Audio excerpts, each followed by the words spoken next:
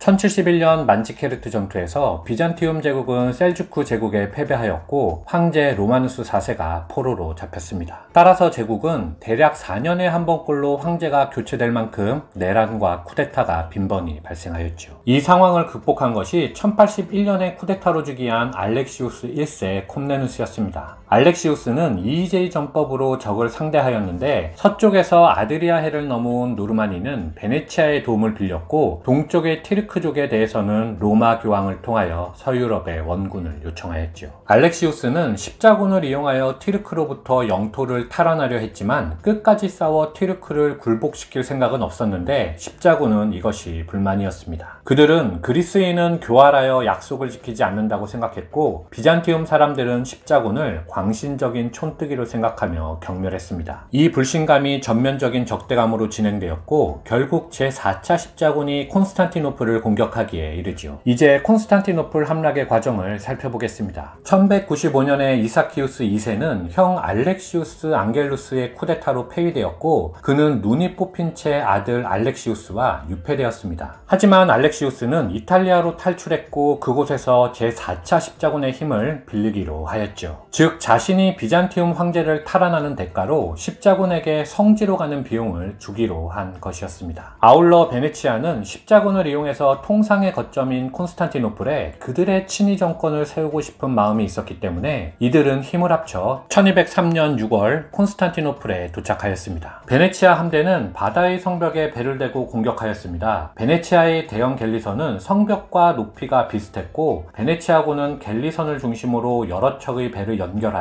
그 위에 움직이는 다리라고 불리우는 망루를 세우고 그곳에서 성벽에 공격을 가하였습니다. 황제 알렉시우스 3세는 방어를 포기하고 도망쳤고 알렉시우스는 알렉시우스 4세로 즉위하였죠. 이제는 십자군에 약속한 돈을 주어야 했지만 비잔티움 제국의 창고는 텅텅 비어 있었기 때문에 황제는 어쩔 수 없이 십자군에게 주둔지를 제공하며 돈을 준비할 때까지 기다려달라고 요청하였습니다. 하지만 1204년에 쿠데타가 발생하였고 십자군의 괴뢰 황제 알렉시우스 4세는 살해당했죠. 십자군은 이제 약속한 돈을 받을 수 없게 되었음을 깨닫고 비잔티움 제국 자체를 정복하기로 하였습니다. 베네치아군은 바다의 성벽을 넘어 시내로 들어갔고 알렉시우스 4세를 쿠데타로 무너뜨리고 막 황제로 등극한 알렉시우스 5세와 제비뽑기로 황제에 선출된 콘스탄티누스 라스카리스는 곧바로 도망쳤습니다. 이제는 더 이상 황제라 주장하는 사람이 없게 되었지요. 콘스탄티노플이 함락되었습니다.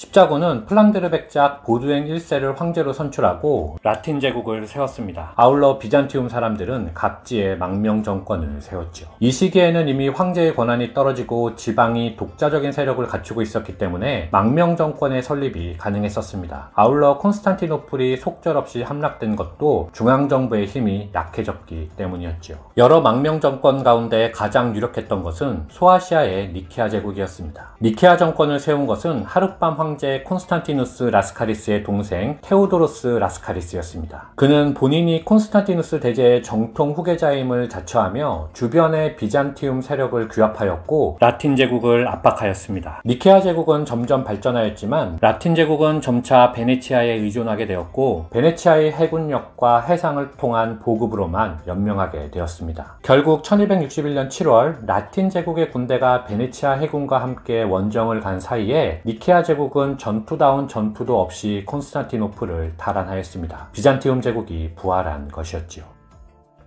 비잔티움 제국은 아버지인 요한네스 5세 시기부터 이미 오스만 제국을 신하로서 섬기고 있었는데 마누엘 2세는 비잔티움 제국을 다시 일으켜 세워줄 것이라는 기대를 받으며 1391년 황제에 등극하였습니다. 하지만 현실은 혹독했지요. 오스만 제국의 술탄 바예지드 1세는 계속해서 무리한 조공을 요구하였고 결국 마누엘 2세는 신하로서의 복종을 취소했습니다. 이에 오스만 제국은 곧장 쳐들어왔고 마누엘 2세는 서유럽의 원군을 요청하였지만 헝가리의 지기스문트 1세를 중심으로 한 십자군은 니코폴리스에서 바예지드의 군대에 대패하였습니다. 그 후 1399년 마누엘 2세는 직접 이탈리아와 프랑스, 영국 등 서유럽을 방문하며 구원을 요청하였는데 왕조였는데 그들은 동쪽에서 온 황제를 성대하게 맞아줬을 뿐 군사적 원조를 해주지는 않았습니다. 이렇게 비잔티움이 무너져가고 있을 때 의외의 상황이 발생하였습니다. 중앙아시아에서 서아시아로 세력을 넓히고 있던 티무르가 소아시아로 침입한 것이었죠. 1402년 티무르와 바예지드의 역사적인 앙카라 전투에서 티무르가 대승하여 오스만 제국은 해체되었고 비잔티움 제국은 연명을 이어가게 되었습니다. 하지만 티무르가 이후 명나라 원정길에서 사망하고 비잔티움 제국의 무력함, 서유럽의 방관 속에 10년 만에 메메드 1세가 오스만 제국을 부활시켰고 다시 한번 비잔티움은 폭풍 속으로 들어가게 되는 운명을 맞이하게 됩니다.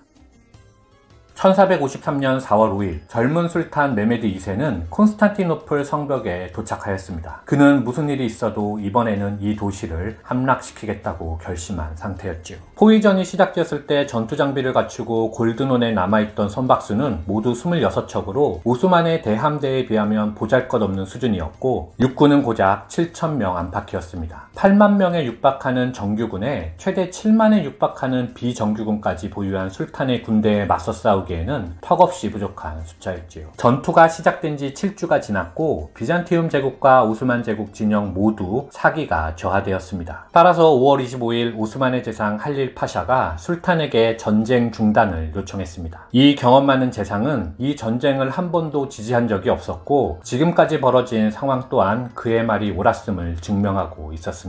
하지만 5월 27일 술탄은 총공격이 임박했음을 알리며 주요 참모와 지휘관, 수행한 학자와 종교인들 앞에서 유명한 연설을 하지요. 그 연설은 여러 버전이 남아있지만 대체로 도시에는 아직 많은 재물이 남아있고 기독교의 수도를 점령하는 것이 오랜 동안 무슬림의 의무였으며 적은 지쳤고 식량도 떨어졌다는 내용이었습니다. 그러면서 지휘관들에게 용기를 보여줄 것과 규율을 잘 지켜주기를 당부하였죠. 그들은 막사로 돌아가 휴식을 취하며 최후의 공격 명령에 대비하였습니다. 이윽고 1453년 5월 29일 치열한 전투 끝에 1000년 동안 한 번도 무너지지 않았던 대성벽에 초승달 깃발이 펄럭였고 그것을 본 황제는 죽을 장소를 찾아 투르크 군대 속으로 사라졌습니다. 그리고 도시의 함락을 알리는 소리가 거리 곳곳에서 메아리쳤습니다. 사람들이 비잔티움을 얘기할 때 가장 처음으로 하는 말은 이 말이 아닐까 생각합니다. 살아남은 로마 비잔틴 제국의 저자는 그 이유가 변화에 있다고 설명하고 있습니다. 로마 제국의 위기를 앞에 두고 기독교를 받아들인 콘스탄티누스 1세, 고대 민주 정치에 마침표를 찍은 유스티니아누스 1세, 지방 귀족의 득세를 보며 그들과 제휴하기 위하여 지배체제를 바꾼 알렉시우스 1세, 야만인이라고 경멸했던 서유럽의 원조를 요청한 마누엘 2세 등 황제들의 새로운 변화에 대한 시도가 비잔티움 제국을 1000년 동안 이어왔다는 것이죠.